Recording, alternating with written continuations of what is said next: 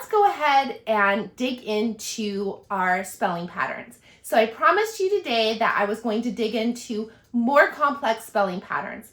And again, if you have a child that's ready for those, fantastic. If you have a child that's struggling with those, this is great for them too. These are strategies that I used with struggling readers in grades all the way up to 3rd grade. Even this would work with 4th grade, 5th grade, to help children isolate those patterns. If you have students in the middle school arena, high school arena that are struggling with finding these sounds and these patterns within words, this would be a fantastic thing for them to do too. Additionally, I'd love to encourage you to check out my December calendar. I know December is coming to a close as we wrap up the year and are definitely looking forward to our winter holidays and our Christmas celebration and headed into a new year. But I also have my January calendar coming out, which I will have right up here. It's not ready for release yet. It's almost ready, and I will definitely be having that out so families can download it and they can plan. I'm super excited about the new features that I'm offering for families upcoming in January, including some extension activities that will really get their learning littles excited about learning. So with that, the first word pattern that I'm going to share with you is a digraph pattern. A digraph is when we have 2 letters that work together to say one sound.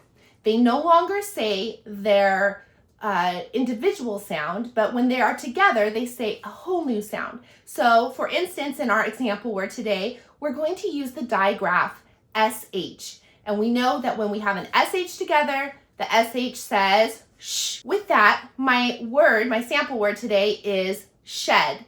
If I was introducing this to younger children, I would first have them listen to the phonemes or the individual sounds on their chin using a tactile approach. Sh, d, and then I'd have them blend. Shed. Now using the Phoneme box strategy, which these are Phoneme boxes, I would show them how the sounds relate to the grapheme. And a grapheme is just the representation, the written representation of a sound. So a phoneme is the actual sound and the grapheme is the written sound or the letters. All right, so let's get going. We want to remember also, prior to getting into this, that for every box, we only put one sound. When we're using Phoneme boxes, it's important to remember it's not necessarily one letter per box. It's one sound per box. So for example, I know that sh is one sound, but it takes 2 letters to write that sound. That's that grapheme I talked about. So in my first box, I'm going to put an SH, like that. And that helps the child to recognize that those letters are working together to make one sound. Sh, eh. That's that short E. Sh, d. That's that D at the end. Sh, d. Blend it, shed. A next step to kind of scaffold and take away some of the supports would be just to use lines. You don't have to do every single one of these steps. You can use a variation, whatever works best for you and for your child. But this would be a great structure or pattern to follow. So, of course, my SH would go in the first line because it's 2 letters working together to say one sound, then that E in the middle, and the D at the end. Sh, d. Blend it, shed. And again, I talk about this in the previously mentioned video. One thing we want to remember is that when we're helping children with blending, if they're struggling to really smoothly put those sounds together, we want to do something called continuous blending. So in that case, it would sound more like this. Shed, shed. So I stretched it out a little bit and we call that continuous blending.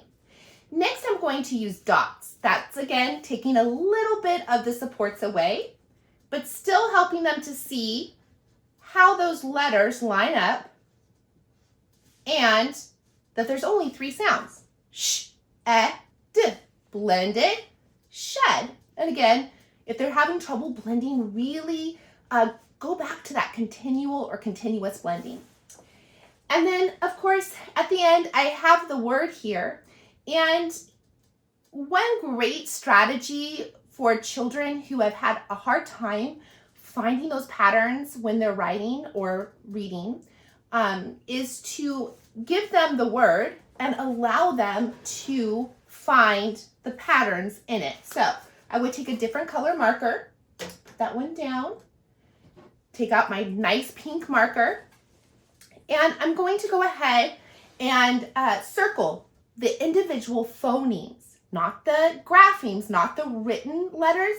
Of course, I am circling written letters, but I'm going to make a circle based on the sound. So sh is the first sound. I'm going to circle both the S and the H. All right. I might say to the student or the child, can you find the letter that says the short vowel, and then let them go ahead and find that and circle it. I might go back and ask them to then, for instance, find the letter that goes with the D. And of course, that's the last one.